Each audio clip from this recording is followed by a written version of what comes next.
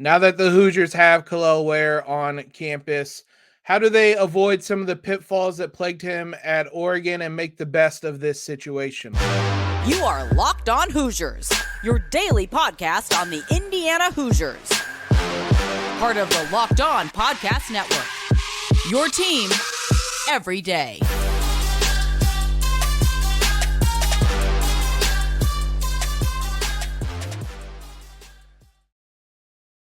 What is up, guys? Welcome into another episode of Locked On Hoosiers, your one and only daily one-stop shop for everything IU athletics. Want to thank you guys for making us your first listen every single day. It's been all about Kel'el Ware this week as the Hoosiers land the big fish in the transfer portal. And obviously, coming from Oregon, there were some questions about what happened there, what went good, what went wrong. So no one else better to bring on than the host of Locked On Ducks, Spencer McLaughlin. Spencer, this is one of my favorite parts about the Locked On Network is that instead of me having to pretend that I watched Oregon basketball last season, I can just turn to an expert that did. So kind of start off in a general sense, what type of player was Kel'el Ware for you guys last season? We were constantly looking for flashes, and then when we'd see them, we'd think, "Ooh, is this the moment? Is this the time? Is he turning the corner? Is this it?" And then it never happened. You know, he came in with immense potential, a lot of hype, second highest rated recruit in program history, second only to Bol, who unfortunately had his career cut short by injury, but was ridiculously good. So Bol, was kind of setting the standard a little bit there. Now, I had talked going into the season, trying to temper expectations just slightly in the early going with Ware compared to Bol, because Bol came in and he was like 21, 9, and 2 blocks a game. And I watched Khalil Ware, thought about where he came from, in Little Rock, Arkansas, and said, okay, this guy has a ridiculously high ceiling, top 10 NBA talent. He's not going to be that right away, because when you're going up against, kids who are 5'10" playing center or 6'4" playing center, and you're 7 feet tall and you can jump out of the gym, it's not a fair fight. And so he wasn't going up against a high level of competition. So I thought there'd be an adjustment phase there. So when he wasn't playing a lot early, wasn't producing a lot early, I wasn't overreacting, because to me, I was saying, okay, he's very raw. I think we kind of knew that. I thought there would be an adjustment phase. Let's just see him get better and continue to progress. And then that never happened. And so what we were left with was one season of every time he was on the court, you noticed him because he's so big and he can make high impact plays. He's really athletic, great in the pick and roll game, catching lobs at the rim, good shot blocker, got a lot better at the defensive end as the year went on, as we'll talk about. But at the end of the day, it never clicked. It didn't pop. And he is not even close. I mean, he's so far away from his ceiling. I think his ceiling legitimately, Jacob, is a guy who averages 17, 8, and 1 to 2 blocks a game in the NBA, starting as a center or power forward. That's what his ceiling is. He's nowhere near that potential right now. So Oregon fans, unfortunately, deal with the disappointment of another highly touted recruit on the basketball front not working out for the Ducks the way that we'd hoped he would. And it was another disappointing season, unfortunately, in which Oregon missed the tournament for the second year in a row under Dana Altman, which has been just a massive rarity. And there were a lot of injuries this year, guys not playing up to their potential, and Kel'el Ware was one of them. But that was, one of several storylines this year. And frankly, I think the attention on him could have been even worse if there weren't other storylines with this team, such as, Will Richardson becoming an anti-fan favorite and the injuries that they dealt with and the lineup shuffling around and all that sort of stuff. But still, this is one where Oregon fans left going, boy, I wish we'd been able to get more out of him. Interestingly, he's also the second highest rated, recruit, quote unquote, to come to Bloomington, Romeo Langford being the other one, and that didn't work out well. Hopefully this one works out a little bit better. It's interesting just looking at his game logs through the first 17 games of the season. It was 21 minutes. Last 18 games, it was 11 minutes per game, kind of with how things trended as you talked about with the season going along. Were you surprised that he entered the transfer portal? No, I was not. I wanted him to come back to Oregon because I still saw the potential and it is still there. And, I hope Mike Woodson will be able to unlock that for him at Indiana because I don't harbor any ill will towards him. Is it frustrating as a fan of the Ducks that he did not live up to, the hype that we'd set for him, the expectations that we had and our, goals as a team and for him individually? Yeah, it is 100% frustrating on that front. But as the year went on, he kind of got in Dana Altman's doghouse at one point. And this is where context and thoughtful discussion is required when talking about Kel'el Ware. And there's a great piece, by the way. I think it's like Arkansas Sports. I could find it real quick and refer everybody to it because it's a really interesting piece. But the summary of it was basically that Kel'el Ware and Dana Altman didn't click. And Kel'el Ware wasn't actually primarily recruited by Dana Altman. He was recruited by Chris Crutchfield, who before the season took a head coaching job at the University of Nebraska, Omaha. So Kel'el Ware is a very quiet, very reserved kid. He is not a big talker. He's not a high energy player. He's not a big personality. He's just right. He's got stormtrooper face all the time. That's kind of how he rolled, and that's fine. But so when he went to Oregon and Crutchfield had been the guy that he related to most heavily, when that was removed from the equation, I don't think he was the sort of personality that was able to readily form a new bond, new relationship with somebody to kind of help him fit in, make things click, and keep his drive and energy alive all the time. And so at one point in time during the season last year, and I never thought I'd see this, he was a healthy scratch for an entire game. Wow. Dana Altman just said, nope, we can't play him today. He ended up, getting back in his favor a little bit and, showed some nice improvement. But ultimately, that was really telling where, I don't think I had seen the game, but I checked the box score to kind of see what had happened and whatnot and do those lovely nows that we do at the Locked On Network. And I saw that Ware hadn't played. And so then I was going through looking at different people's Twitter feeds saying like, wait, did he have an injury? Did I miss that? Because I thought he was healthy. And then I learned he's just, nope, healthy scratch, didn't play. So that to me is where the effort concerns have come from. I think those are valid. It doesn't mean he's locked into being that at Indiana. Does not mean that at all. But people who have expressed those concerns and said, is he just kind of complacent? Is he just kind of there going through the motions? Does he play hard all the time? I think there's some validity to that. And I hope that that's what's able to change for him because it's one of the things that he does need to evolve with is his energy level is just not there all the time. And I think it goes back to his high school days, right? When you watch his high school highlight film, it looks like an 8th grader playing against 2nd graders sometimes, right? Because he's in Little Rock, Arkansas. There's nobody out there. There's no other high-level Division I basketball talent in Little Rock. So he is such a physical outlier in that sense that I think he got used to just being able to rely on his physical traits. And then all of a sudden, he's still a big guy. He's still one of the biggest or the biggest on the court. But now you got guys who are closer to your size, who are going to push you around. The game is a lot faster. I think when he lost Chris Crutchfield, it just never really, gelled for him. And he wasn't able to make that adjustment. I thought it would be there, right? I thought early in the year, maybe he'd average like 6 points and 4 rebounds a game, which is what he ended up averaging for the whole season.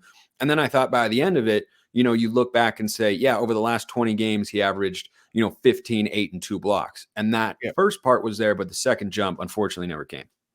Was it just the kind of the effort issues and things like that led to him getting into Dana Altman's doghouse? That's impossible to know for sure. Yeah. I think with the comments that Dana Altman has made over the last couple of years in post-game press conferences about, he hasn't had to run guys out of the gym. He was frustrated after the NIT quarterfinals loss to Wisconsin, where, he said, hey, if I'm the problem, then, I'll go coach JUCO. Those guys are dogs. Those guys are gym rats.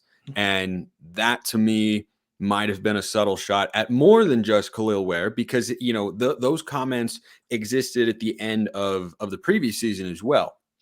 After the NIT loss in the second round of Texas A&M, Dana Altman said, yeah, we're going to have to change things up because, I used to have to run guys like Peyton Pritchard, like Dylan Brooks out of the gym, and I don't have to do that right now, right?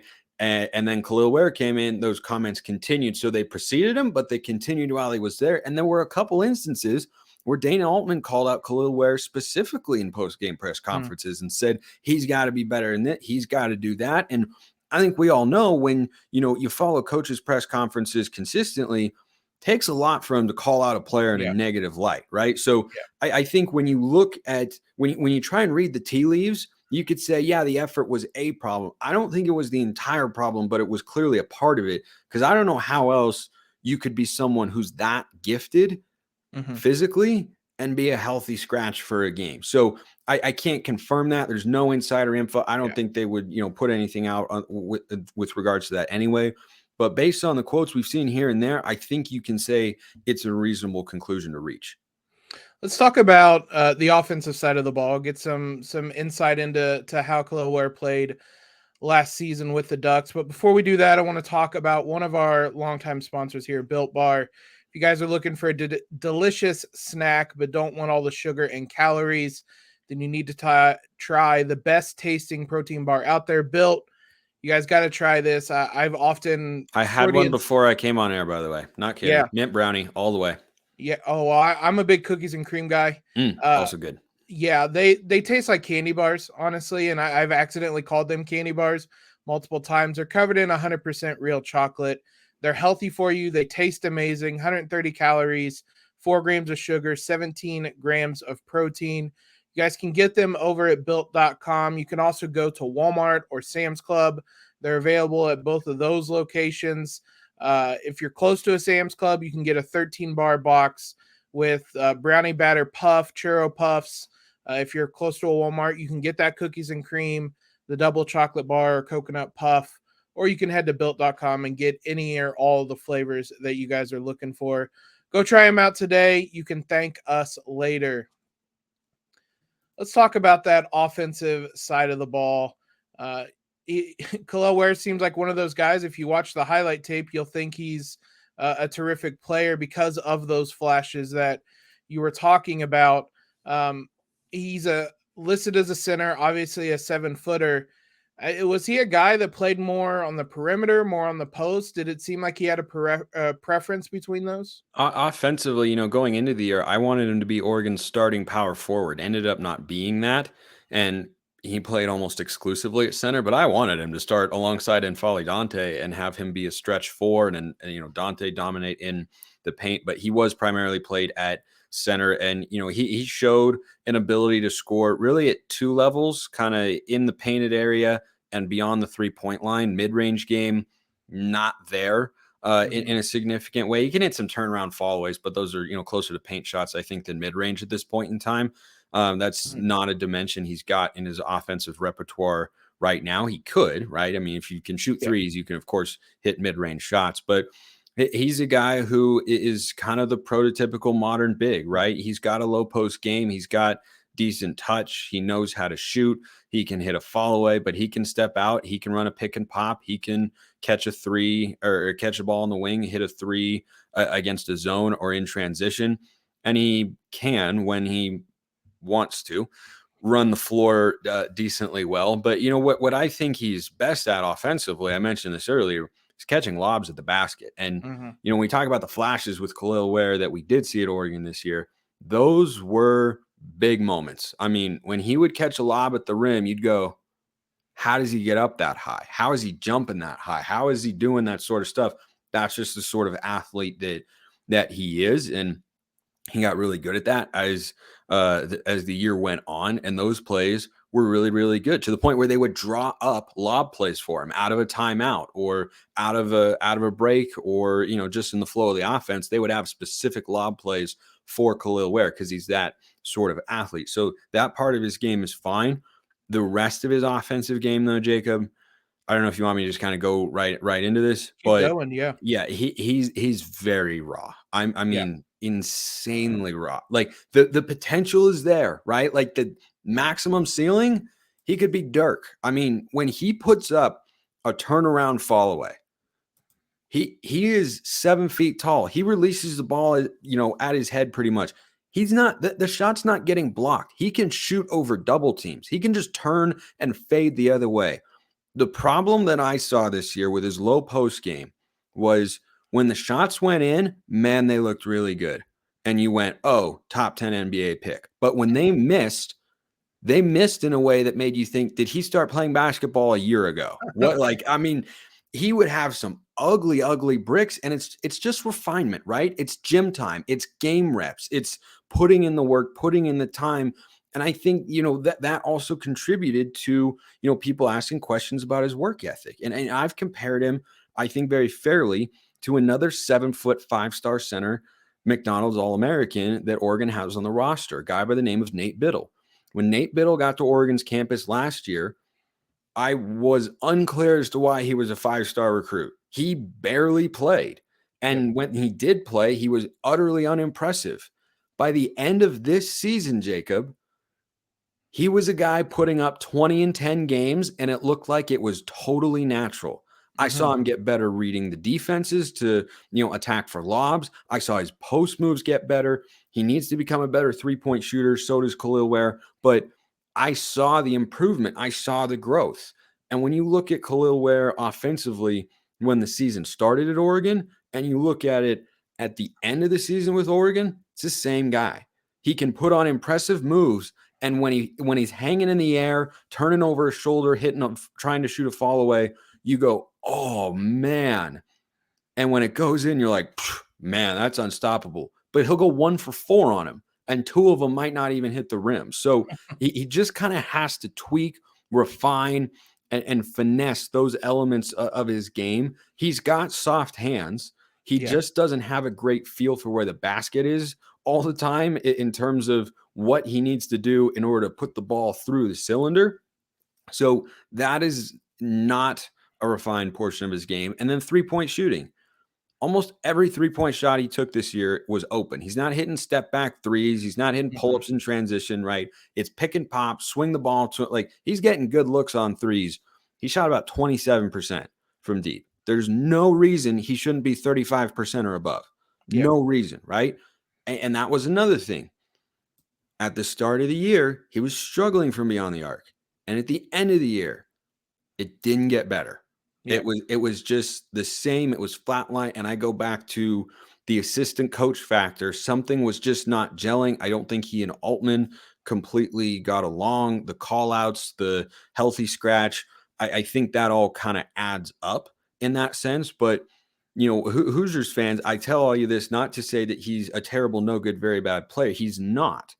He has incredible potential. I'm not kidding. He could be a number 1 pick in the NBA draft. Yeah. If he stayed in college for 3 years, became a 20 and 10 guy, he could absolutely be that.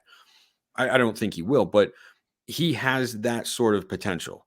And it hasn't been close to being realized. It still can be, but further growth is definitely needed. So a couple things I want to touch on that you just mentioned there. Start off with, he probably will play as the starting power forward kind of stretch 4 this year. How kind of closely were his minutes tied to the other centers you had on the roster? And I guess how well did he play off of those guys? I think that was part of it. It can be hard for a coach to look at a guy like Khalil Ware and the way he plays and to put him in over a guy like Nate Biddle, who works his butt off and plays ridiculously hard, or in Folly Dante, who is also high energy, high motor, uses his athleticism, enforces as well.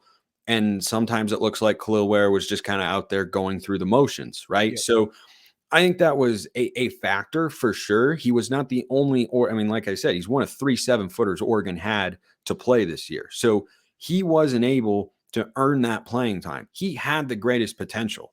By far, he's a better athlete than Biddle, who's a good athlete, but he's a better athlete than Biddle. And Folly Dante can't shoot anything outside the painted area. Like, Dante was first team all Pac-12. I thought Oregon was too reliant upon him offensively. But overall, if you look at those 3 going into this year, there was every opportunity, especially with, and Folly Dante battling injuries from time to time. There was every opportunity for Khalil Ware to be at least option 1B for Oregon's post players. And he became option number 3 in the post. And that was I think part of what led to him wanting to transfer is it just wasn't working there. He wasn't getting the touches, wasn't getting the playing time. And, the coaching staff clearly didn't see enough from him to, be able to feel confident putting him out there regularly. So I think it played a factor, but the opportunity, I had no expectations for Nate Biddle coming into this year. Like at the very least, Kel'el Ware should have been the number 2 center, and he got surpassed on that depth chart as well. If all 3 guys have been healthy, and Folly Dante's a starter, Nate Biddle is a backup, and Kel'el Ware is, spot minutes kind of guy. And that's just, a reflection, I think, of how he was playing and how the coaching staff felt about him. I want to kind of keep on this subject for just a minute, but we'll do that right after this break right here. So the other thing that jumped out to me with what you were saying, he's certainly going to be, I think, at the beginning of the year, one of the top options. He's going to get the minutes. He's going to be a starter, things like that. You were talking about how well he did in pick and roll situations. He shot 60% at the rim this season, which for IU fans, a reference point, Trace Jackson Davis shot 65%. So not that far off. Now, he didn't take nearly as many shots at the rim. And as you said, his shot diet was a lot different. He took 3-pointers as well. 93% of his 3-point attempts were assisted. So he, as you said, is not creating for himself in that regard either. But overall, I mean, when he's kind of at his best offensively, is it in the pick and roll then? I don't think we know. Yeah. Well, honestly, you can tell that question kind of caught me off guard. I don't think we know because we don't know what sort of offensive player he's going to become. Like, he didn't define himself at Oregon. He didn't have a defined role other than go out there and be a big body who we can get post touches to, but also work in the pick and pop game. But is he a stretch 4 or is he a stretch 5? Do we need him down? Like, he was kind of all over the place in that sense. And he can be whatever he wants to be. Yeah. That's ultimately what it's going to come down to. What does Mike Woodson want him to be? What does Khalil Ware want to be?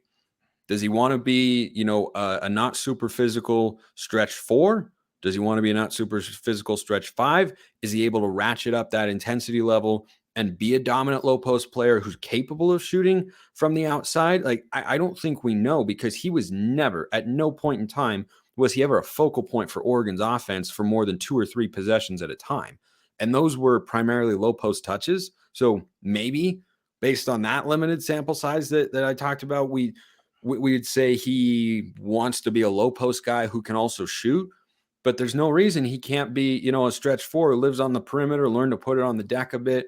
He's got an array of post moves, as I said, that need to be, touched up and just get more consistent with. But overall, I think there's an element of him being a blank canvas offensively with a number of different options for the Hoosiers. Yeah, that's interesting, because I think IU can use him in a number of different ways, and we'll certainly get to see what he's capable of, because he'll be a stretch 4, stretch 5. He'll be in the pick and roll. There's going to be a lot of opportunities for him. I want to finish this up talking on the defensive end, where statistically it looks like he played well on that end. He averaged 3.3 blocks per 40 minutes, which I know it extrapolates a lot there, but defensively, what was he able to do this season? Was he a rim protector for you guys? Yeah, he was. I mean, his shot blocking potential is higher than anyone I've ever seen come through Oregon. And we've had some great shot blockers: Jordan Bell, Kenny Wooten, Chris Boucher. You go down the list, right? Those are the most recent names, but there have been other ones in the past too. Those are probably the 3 best that I've seen, Bell and Wooten in particular. And Folly Dante belongs on that list too. Ware can block shots that nobody else in the country can. Like, he is not particularly fleet of foot. So a quick guard will try and knife his way around him into the paint and think, oh, I got it. But Ware is so long and his athleticism is so immense, he can block that shot anyway. Mm-hmm. I mean, there were several times where he would block a shot and you just watch it on TV. And those instances, when a college football player is faster than the other guys, or he's hitting harder, or he's got a stronger arm, some things just pop off the screen. And when Ware would have those block shots, they'd pop right off the screen. And you'd go, whoa, how did he even think he could block that shot? Right. Like the guard or wing that drove probably thought, oh yeah, here we go. I got by him. I got a layup. Nope. He's not going to let you do that. So he can do that. I think he was decent rebounding the basketball, can still improve. He's not the most physical player. I think that's an element that Dana Altman and his staff were, kind of hesitant about continuing to play him because he wasn't a real physical guy. Like, and Folly Dante would get down there, grab the ball in the low post, push dudes out of the way, throw it down, energize the crowd. Kel'el Ware would just kind of jump in the air, flush it through, run back on defense, right?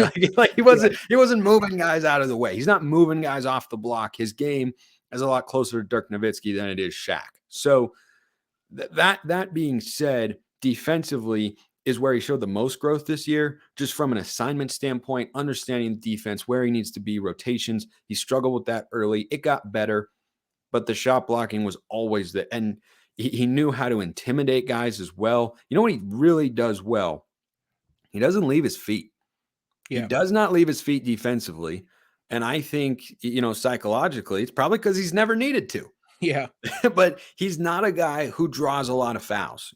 Kenny Wooten was only 6'9", so he was a few inches shorter than Kel'el Ware, didn't have as long of arms.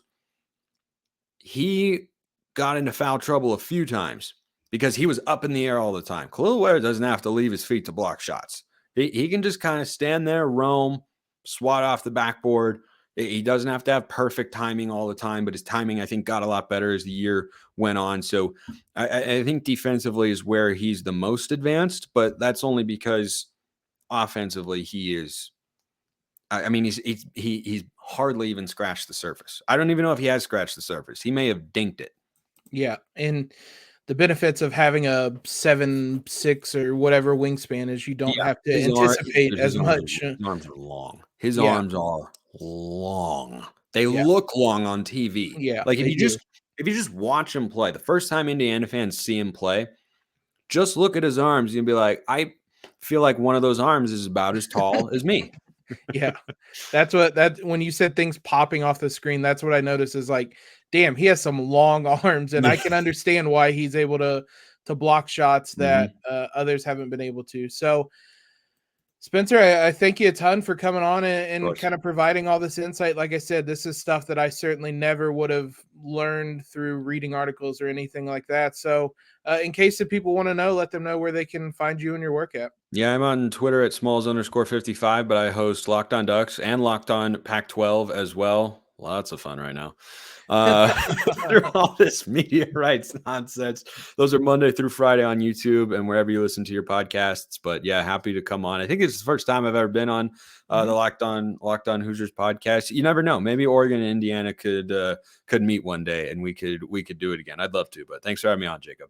Yep, I appreciate it. And thanks to you guys for making us your first listen. We'll be back with tomorrow's episode to talk more transfer stuff as the dead period is over and the Hoosiers can start hosting guys on campus once again. So thank you all for your continued support. Make sure you're subscribed, leave that rating review, all that good stuff.